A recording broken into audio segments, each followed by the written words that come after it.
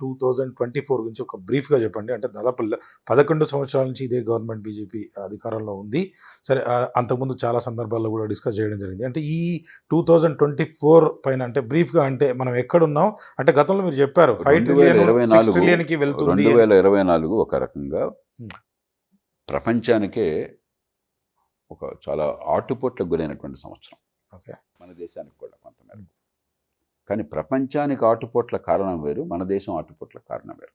Turbulence అంటాం. Okay, ప్రపంచం ఏమిటంటే ముఖ్యంగా సంపన్న దేశాల్లో 3 రకాల సమస్యల మధ్య కొట్టుమిట్టాడుతుంది. ఒకటేమో జనాభా పెరుగుదల ఆగిపోయింది, వృద్ధాప్యంలో ఉన్న వాళ్ళ సంఖ్య పెరిగింది, జననాల సంఖ్య తగ్గింది, పనిచేసే వయసులో వాళ్ళ సంఖ్య తగ్గింది. వృద్ధాప్యంలో వాళ్ళ పెరిగి వృద్ధాప్యంలో ఉన్న వాళ్ళేమో ఖజానా నుంచి డబ్బులు ఎక్కువ తీసుకుంటారు సంక్షేమం పేరుతో, పెన్షన్ల పేరుతో. పనిచేసే వాళ్ళేమో ఖజానాకి పన్నుల రూపంలో డబ్బులు ఇస్తారు. అది ఒక సమస్య. రెండో సమస్య పేద దేశాల నుంచి, ముఖ్యంగా ఇస్లామిక్ దేశాల నుంచి, సిరియా కానీ లేకపోతే ఇరాక్ కానీ ఆఫ్ఘనిస్తాన్ మరికొన్ని దేశాల నుంచి పెద్ద ఎత్తున వలసలు రావడంతో ఒకప్పుడు సానుభూతిగా ఉన్న వాళ్ళు కూడా వివిధ కారణాల వల్ల ఇస్లామిక్ టెర్రరిజం లాంటి పెరగడం చేత చాలా తీవ్రమైనటువంటి వ్యతిరేకత వచ్చింది ఆ దేశాల్లో. కాబట్టి ఆ సమాజాలు అల్లకొల్లాలకు గురైనాయి. మూడవ సమస్య మీకు చైనా ఉత్పత్తిలో చాలా విజయాలు సాధించి ఎగుమతులు ఎక్కువ చేయడం చేత ఈ తరం వాళ్ళు గతంలో ఒక 50-60 ఏళ్ల పాటు నిన్నటి కంటే వాళ్ళ బ్రహ్మాండంగా ఉంటుంది, ఈ తరం కంటే తర్వాత తరం బ్రహ్మాండంగా ఉంటుందని పూర్తిగా నమ్మారు. ఆచరణ రుజువైంది. ఇప్పుడు ఆ నమ్మకం పోయింది. తరువాత తరం మనకంటే బాగుంటుందని విశ్వాసం పోయింది. ఈ 3 కారణాల వల్ల వాళ్ళు అతలకుతలమైనారు. అందుకనే ట్రంప్ ఎన్నిక కావచ్చు, దానివల్ల వచ్చిన రాజకీయంగా వచ్చిన పెనుకంపనలు కావచ్చు, లేకపోతే జర్మనీలో ప్రభుత్వం మరి పతనం కావడం కావచ్చు. జర్మనీలో ప్రభుత్వాలు పతనం కావు. 50 ఏళ్లలో మొట్టమొదటి ప్రభుత్వం జర్మనీలో ప్రభుత్వం పతనమైనది. ఫ్రాన్స్లో ప్రభుత్వం అవిశ్వాస తీర్మానంలో ఓడిపోవటం కావచ్చు. ఫ్రాన్స్లో రాష్ట్రపతి ఎన్నికైనా కూడా ఆయన ప్రజల్ని ఒప్పించలేకపోవటం కావచ్చు, ఈ పరిపాలన విషయంలో కానీ బడ్జెట్ విషయంలో కానీ. బ్రిటన్లో మొన్ననే పెద్ద మెజారిటీతో వచ్చినా కూడా స్టామర్ ప్రభుత్వం ఇప్పటికే కొంచెం గందరగోళంలో పడడం కావచ్చు. దక్షిణ కొరియాలో మరి అకస్మాత్తుగా ఆపద్ధర్మ మార్షల్లా ప్రకటించి మళ్ళీ వెనక్కి వెళ్ళిపోవటం కావచ్చు. ఒక అల్లకల్లోల పరిస్థితి మనం చూస్తున్నాం. కానీ మన దేశంలో పరిస్థితి కాదు. మన దేశంలో కూడా ఆటుపోట్లు ఉన్నాయి. కానీ మన ఆటుపోట్లకు కారణం భవిష్యత్తు సమస్యలు కాదు, గతకాలపు సమస్యలు. మనకి కనీస ప్రమాణాల విద్యా నైపుణ్యం లేకపోవటం చేత. అంటే సార్ ఇక్కడ మన దేశానికి అంటే బలము బలహీనత అంటే ఏం చెప్తారు? అంటే ఇప్పుడు సిరియా ఉంది, ప్రభుత్వం ఏ విధంగా పడిపోయిందో అంటే మనం చూసాం. అక్కడ ఉన్నటువంటి పరిస్థితి అంటే మనకు కూడా దాపురించింది. ఇప్పుడు యుఎస్ చూసుకున్నా కానీ అక్కడ ఆర్థిక పరిస్థితి అంతే బాగా లేదు. ఒక సిరియాతో ఇరాక్తో మనకు పోలిక ఎక్కడ ఉంది? మనది చాలా బలము బలహీనతలు. మనది బలమైన ప్రజాస్వామ్యం, నిజమైన ప్రజాస్వామ్యం, చాలా ఆరోగ్యకరమైన ప్రజాస్వామ్యం, దానిలో అనుమానం లేదు. కానీ లోపభూయిష్టమైన ప్రజాస్వామ్యం. మనం వాళ్ళతో పోలిక అసలు మనం అది పోల్చుకుంటే మనకు అవమానం. అది ఇక్కడ నిరంతరం ఎన్నికలు జరుగుతున్న సకాలంలో మరి ప్రజలు స్వచ్ఛందంగా ఓటు వేస్తున్నారు. బలవంతంగా ఎవరు తుపాకీ పెట్టి ఎవరు ఓటు వేయించట్లేదు. ఓట్లను నిజాయితీగా లెక్క పెడుతున్నారు. ప్రభుత్వాలు శాంతియుతంగా మారుతున్నాయి. ఎన్ని సమస్యలు ఉన్నా కూడా ఎన్ని భాషల మధ్య, ఎన్ని కులాల మతాల మధ్య సౌజన్యం సాధించగలిగాము. సమాజంలో చాలా మేరకు ప్రశాంతత, శాంతి భద్రతలు ఉన్నాయి. ఇవన్నీ గొప్ప వరాలు. కానీ అంత మాత్రం చేతి బాగుంది అనుకుంటే పొరపాటు. మన దేశంలో మౌలికమైన సమస్యలు, పార్టీల్లో అంతర్గత ప్రజాస్వామ్యం లేదు. పార్టీల నిరంకుశత్వం వల్ల, ఏకవ్యక్తి స్వామ్యం వల్ల ప్రజాస్వామ్యం కాగితం మీద ఉన్నా కూడా పూర్తిగా అమలు కావటం లేదు. మరి ఓట్ల కొనుగోలు వల్ల అవినీతి రాజ్యం ఏలుతోంది. సమర్థులు, నిజాయితీ పరులు నిజాయితీగా హేతుబద్ధమైన పద్ధతులు ఎదగడం చాలా కష్టంగా ఉంటుంది. కాబట్టి అందరికీ తెలిసినా కూడా రాజకీయంలో మంచిని కాపాడలేకపోతున్నారు.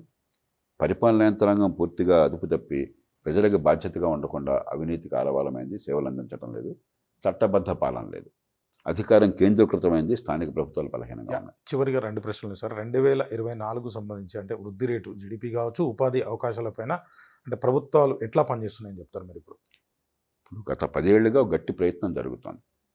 ఒకటి ఆర్థిక క్రమశిక్షణ. ప్రభుత్వాన్ని ఖచ్చితంగా జాతీయ స్థాయిలో బ్యాంకుల్ని పరిస్థితి చక్కదిద్దడం కావచ్చు, లేకపోతే ప్రభుత్వాల ఆర్థిక వ్యవస్థ కావచ్చు, చాలా గట్టి ప్రయత్నాలు జరిగినాయి. రెండోది మౌలిక సదుపాయాల కల్పన కోసం చెప్పని, పెట్టుబడులు పెంచడం కోసం చెప్పని గట్టిగా ప్రయత్నాలు జరిగినాయి. చాలా వేగంగా కూడా జరుగుతున్నాయి. అలాగే సంక్షేమాన్ని సామాన్యులకు అందించడంలో అవినీతిని తగ్గించి డిజిటలైజ్ చేసి సమర్థంగా చివరి మనిషికి వెళ్ళి ఏర్పాటు చేశారు. కానీ మౌలికమైన సమస్యలు కొన్ని పరిష్కారం ఇంకా రావట్లేదు. ఓకే.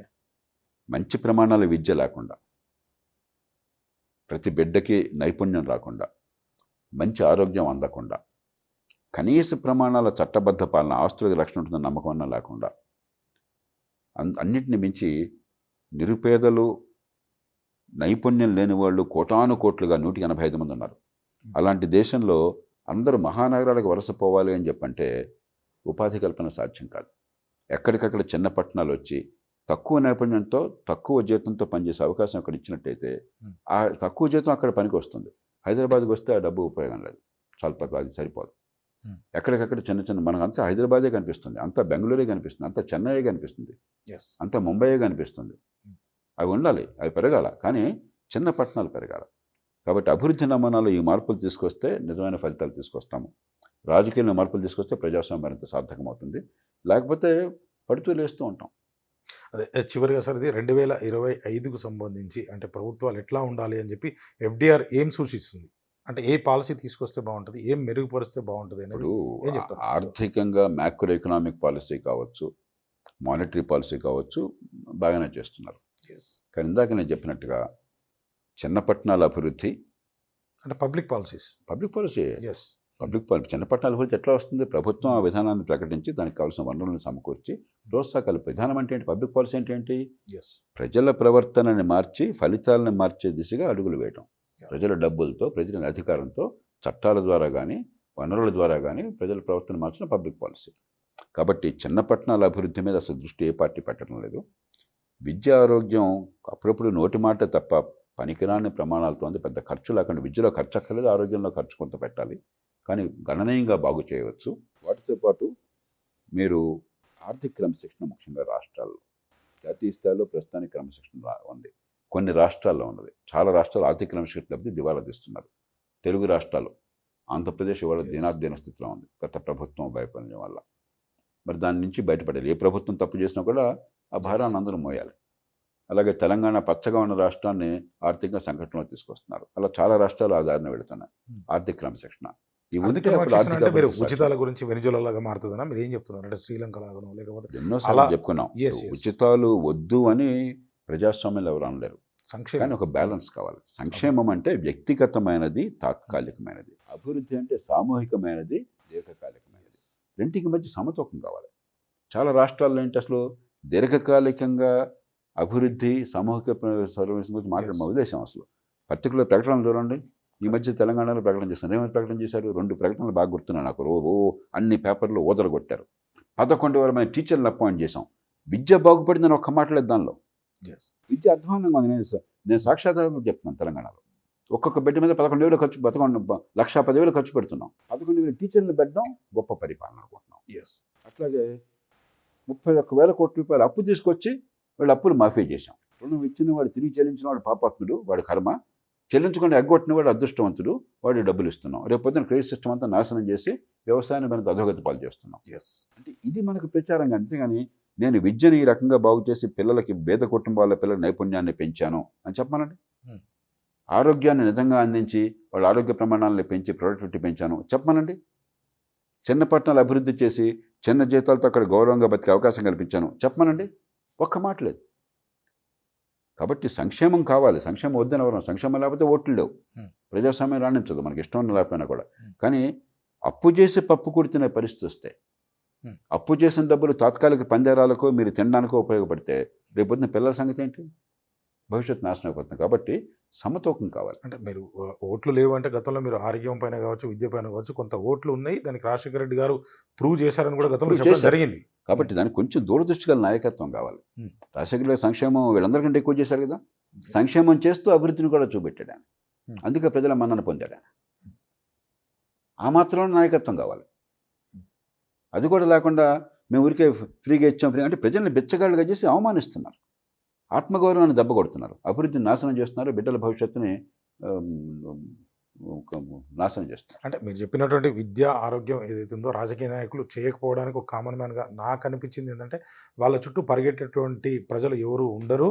అంటే వాళ్ళకి ఎవరు తొత్తులుగా అలా పనిచేయరు కూడా నేను అనేటువంటి అనుకోవట్లే. ఆలోచన అలా కూడా ఎందుకు అనుకోవట్లే. జరుగుతుంది? అధికారం కోసం అనేది అది అసలు పెద్ద చేయగలుగుతాం, కన్ఫ్యూజన్ ఇప్పటికి. అది చేయగలుగుతాం అన్న నమ్మకం పోయింది. హుహు. ఇదైతే గ్యారంటీగా ₹2,000 నెలకు పంపిస్తాను, మహిళలకి మా ఆడపడుచుల పేరుతో ఇంత ఇచ్చాను, 2,500 2,000 హ్మ్. ఈ పెన్షన్ ఇచ్చాను అని గ్యారంటీగా బ్యాంక్ అకౌంట్లో పడిపోతుంది. ఖచ్చితంగా ఎంత వెళ్తుందని అందరికీ నమ్మకంగా ఉంది. మిగతా పనులు చేయించే సత్తా పోయింది. సంకల్పమూ లేదు, సామర్థ్యమూ లేదు. ఓకే. ఇవన్నీ ఎవరు చేస్తారండి? జనానికి ఇట్టేస్తే జనం ఓటేస్తారు. Hmm. అలా జనాన్ని వెర్రివాళ్ళగా చేసి ఓటు వేసి యంత్రాలుగా మార్చాలని కానీ Hmm. వాళ్ళ జీవితాలను మార్చి వాళ్ళ గౌరవాన్ని పెంచి భవిష్యత్తుని ఇవ్వాలని చెప్పిన సంకల్పం కొరబడింది. Hmm. కొద్దిపాటి సంకల్పం ఉన్నా కూడా ధైర్యం కొరబడింది. జరగదు మన పని. Yes. సామర్థ్యం లేక ఏం చేయాలో అర్థం కాక మనంతా ప్రవాహంలో పడి కొట్టుకుపోతున్నాం. ఎలక్షన్లో ఎట్టొకటే గెలవాలి, గెలిచినాక 6 నెలలు సంవత్సరం సంబరాలు చేసుకోవాలా, సంవత్సరం కాగానే మళ్ళీ యానివర్సరీ చేసుకోవాలా. చూడండి మళ్ళీ చూస్తున్నారు, Yes. యానివర్సరీ చేసుకోవాలా, మళ్ళీ ఇంకేదో అద్భుతాలు చేసినట్టుగా. Hmm. మళ్ళీ ఎలక్షన్లు వచ్చేస్తున్నాయి కాబట్టి మళ్ళీ ఎలక్షన్ గురించి అడవాడు పడాలి. అంతేగాని ఎలక్షన్లు అయింది పరిపాలన ఇవ్వడం కోసం, Yes. ప్రజల డబ్బులు సద్వినియోగం చేయడం కోసం, మంచి విధానాలు రూపొందించడం కోసం, మంచి చట్టాలు అది మర్చిపోయినాం మనం. Yes. చట్టాలు ఉన్నాయి అసెంబ్లీలో కానీ పార్లమెంట్లో కానీ, చట్టాల మీద ఏమన్నా లోతైన చర్చ ఎక్కడ ఉందా? Hmm. లేదా మధ్యాహ్నం ఒక అరగంట పెడతారు, తూతు మంత్రంగా అది అయిపోతుంది. మీరు అన్నట్టు పార్లమెంట్లో ఈ 2-3 రోజుల్లో రాజ్యాంగం పైన అయితే చర్చ జరగబోతుంది. ఈ పరిణామాన్ని ఎట్లా చూస్తారు? కొన్ని అరుదైన సందర్భాల్లో చర్చలు చేస్తారు. ఉదాహరణకి Hmm. లోక్సత్తా ఏర్పడిన కొత్తలో 50 ఏళ్ల స్వాతంత్రం వచ్చింది. 96 లోక్సత్తా ఏర్పడింది, 97లో 50 ఏళ్ల స్వాతంత్రం. Hmm. ఆ 2 రోజులు బాగా మాట్లాడుకున్నారు. Hmm. ఒక గంభీరమైన సందర్భం కాబట్టి. అలాగే కొన్ని అరుదైన సందర్భాల్లో 2 సందర్భాల్లో నాకు బాగా గుర్తుంది. గత 20-30 ఏళ్లలో మంచి చర్చ జరిగింది. ఒకటి లోక్పాల్ బిల్ విషయంలో మంచి సమగ్రమైన చర్చ జరిగింది. Yes. ఇంకోటి జీఎస్టీ Hmm. రాజ్యాంగ సవరణ విషయంలో మంచి సమగ్రమైన చర్చ జరిగింది. Hmm.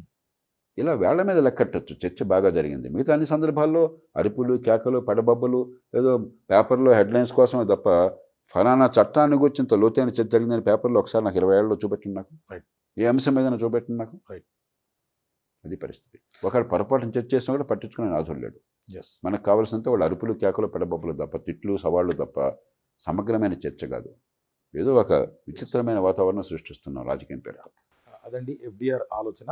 జేపీ గారు, అంటే ఒకే దేశము ఒకే ఎన్నిక, 1 నేషన్ 1 ఎలక్షన్ మన దేశంలో ముఖ్యంగా ఫెడరల్ వ్యవస్థ ఉన్నటువంటి దేశంలో నిజంగా ఇది సాధ్యమేనా? అలాంటి పరిస్థితుల్లో ఎంతో కొంత వివాదాస్పదమైనది, ఏకాభిప్రాయం లేనిది, ప్రశ్నార్థకమైనది, మంచి ఉద్దేశమైనా కూడా ఫలితాలను తీసుకురానిది, దీనికి ఏకాభిప్రాయం ఎట్లా వస్తుంది? అసాధ్యం. కాబట్టి జరిగే పని కాదు, అనవసరం. జాతీయ పార్టీల ఆలోచన విధానం అంతా కూడా ప్రాంతీయ పార్టీలన్నీ కూడా నీరు గార్చడానికి ఎటువంటి ఆలోచనలు చేస్తుందంట. మీరు ఏం చెప్తారు? ఇది ఆ సభ రద్దు కావటము మధ్యంతర ఎన్నికలు అనివార్యం. ఆలోచన అనేది పరిణితి చెందిందనుకోవచ్చా? ఢిల్లీలాగా మన తెలంగాణ రాష్ట్రము, ఏపీ రాష్ట్రము ఏ స్థాయిలో ఏ పనులు జరుగుతాయి, ఎవరు దేనికి బాధ్యులను అవగాహన లేకుండా వ్యవస్థ నిర్మాణం చేస్తుంది. ప్రజలు తప్పు కాదు. అంటే 1 నేషన్ 1 ఎలక్షన్ వల్ల వ్యయం తగ్గుతుందంటారా, పెరుగుతుందంటారా? ఏం చెప్తారు? ఖచ్చితంగా ఒక్కసారి పెడితే కొంత తగ్గుతుంది, కానీ ఎంత తగ్గుతుంది? ఇప్పుడు ఒక ఎమ్మెల్యే 100 కోట్లు ఖర్చు పెట్టింది అందరూ బహిరంగంగా ఓపెన్గా తెలుసు. ఎవరు అరెస్ట్ చేయాలి, ఎవరు పట్టుకోవాలి, అంటే పార్లమెంటు వ్యవస్థలో మార్పులు ఏమైనా జరగాలంటారా? మళ్ళీ ఇది ఏమైనా బిల్లు పెట్టాలంటారా? ఇది అరెస్టుల వల్ల తేలదు. ఒక్క పార్లమెంట్ నియోజకవర్గంలో 4 లక్షలకు పైచిలకు డబ్బులు పంచుతున్నారు. రైట్ టు రీకాల్ మంచిదంటున్నారా, కాదంటున్నారా, ఉండాలా ఉండదు? వద్దు. రీకాల్ పెడితే, నేను చెప్పేది రీకాల్ పెడితే ఇవాళ ఓటు కావాలి, నాకు దేశం నాశనం అయితే నాకేం కావాలి? అంటే స్పీకర్కి అధికారం లేకుండా చేశారా, ఉందా లేదా? అది డిఫెక్షన్ గురించి అర్థం అయితే స్పీకర్ దగ్గర తర్వాత చూద్దాం. అర్థం కాకుండా ఎందుకు ఉంటారు సార్? ఎక్కడ ఉంది? రాజకీయాల్లో ఇంత ఉన్నారు, అర్థం ఇంత కావట్లేదు.